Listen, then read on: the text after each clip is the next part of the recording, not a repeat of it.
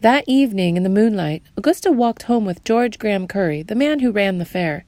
They had met only a few days before, but already they had become good friends. "I think your mamma's right," Mr. Curry said. "Maybe you should become an artist." For several days, Augusta had been thinking the same thing. "I could help you if you like," Mr. Curry went on. "I know a sculptor in New York. His name is Solon Borglum."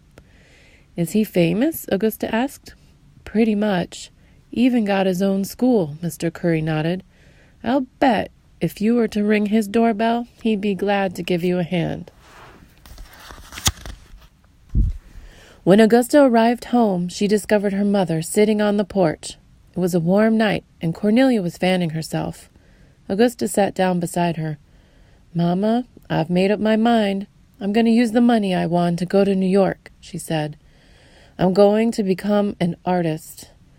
Cornelia looked startled. "New York? But that's so far away. Ain't you scared?" "Of course I'm scared. But if I don't do it now, I never will." Augusta took hold of her mother's hand. "Oh, Mama, be happy for me. That's what I need." Cornelia wiped a tear from her eye. "I am happy for you," she said. "But, girl, I'm going to miss you so." On a hot day in a late September, Augusta took the train to New York City. As soon as she arrived, she found herself a little room in Harlem. Then she went to see Mr. Curry's sculptor friend, to ask if he would give her lessons. Solon Borglum was a nice man, but he shook his head. "I'm afraid I charge $10 a lesson," he said. "Do you have $10? The unhappy look on Augusta's face was all the answer he needed. "Don't give up," he said. "There's an art school here in New York that doesn't charge any tuition. I'll write you a letter of introduction, try to get you in." Mr. Borglum reached for a pen. Meanwhile, Augusta looked around the room. On every shelf there were sculptures of cowboys and Indians and bucking broncos. "Are these all yours?" she asked. The artist nodded. "Yes, indeed, every one of them. I grew up in Nebraska," he said, "roping and riding. I've lived on an Indian reservation. I guess you could say I sculpt what I know." He signed his name to the letter. Then he gave Augusta a curious look. "Tell me, Miss Savage, what do you know?"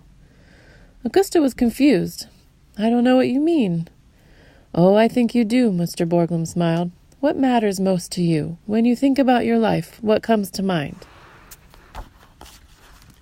Augusta had never been asked that kind of question before. She closed her eyes and thought for a moment. Green Cove Springs. That was what she cared about. The place where she'd grown up, with its clay pits and its smelly sulfur springs, the school she'd gone to, and all the kids she used to play with. Maisie, Margaret, and Pee-wee. She thought of her daddy's church and all the people who went there on a Sunday to listen to him preach.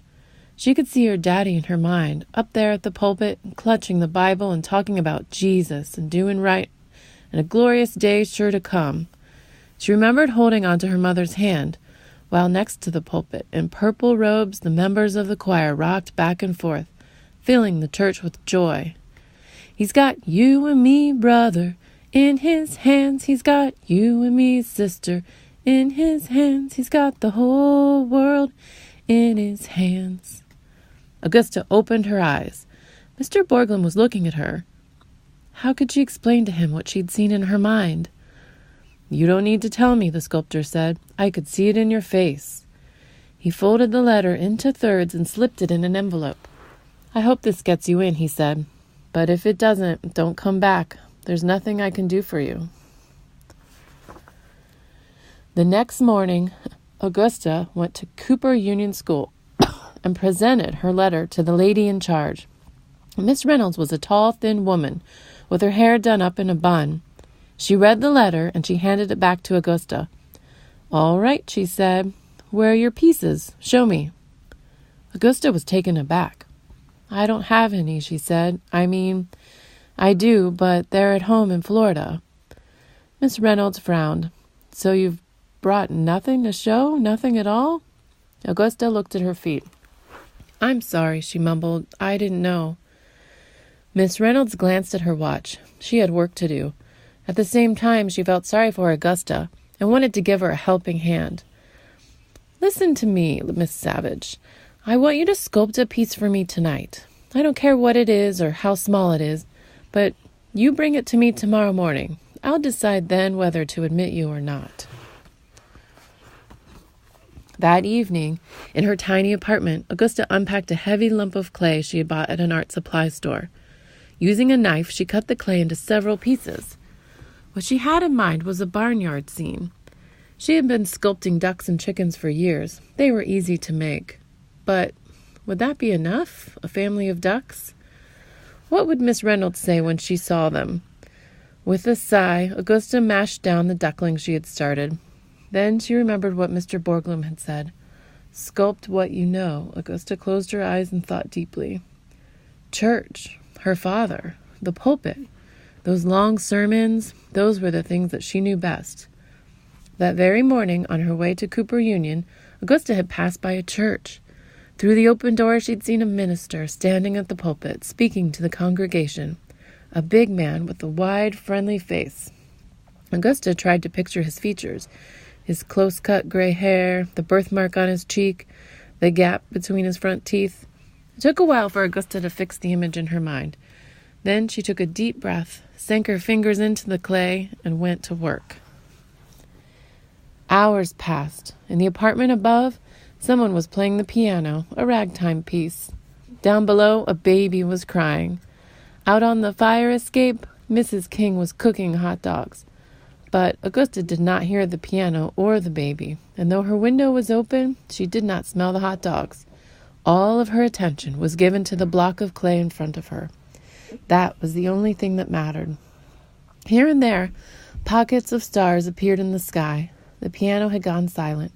The baby was quiet.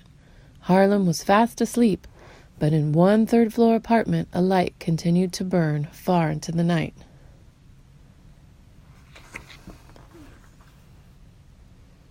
Early the next morning, Augusta showed up at Cooper Union. She looked tired, as though she hadn't slept. In her hands, she held something heavy, covered with a dish towel. "Well, let me see it," said Miss Reynolds. "I haven't got all day." Augusta placed her artwork on a nearby table. Then she removed the dish towel. Miss Reynolds studied the sculpture with a critical eye. At one point, she turned the bust around so she could see the back of it. Minutes ticked by. Miss Reynolds jotted something in a notebook. Then she turned to Augusta. "Tell me, where are your parents?" she asked.